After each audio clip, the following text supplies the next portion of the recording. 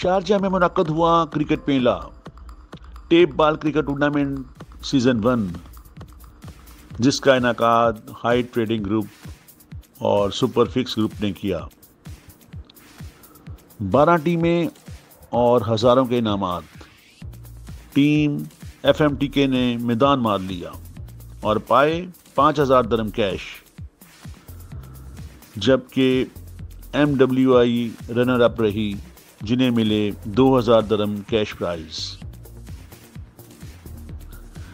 Match को देखने नौजवानों और कम्युनिटी मेंबरान की एक कसीर तादाद ग्राउंड में मौजूद रही। नौजवानों ने क्रिकेट के साथ साथ हल्ला गुल्ला नारे का खूब लुत्फ लिया।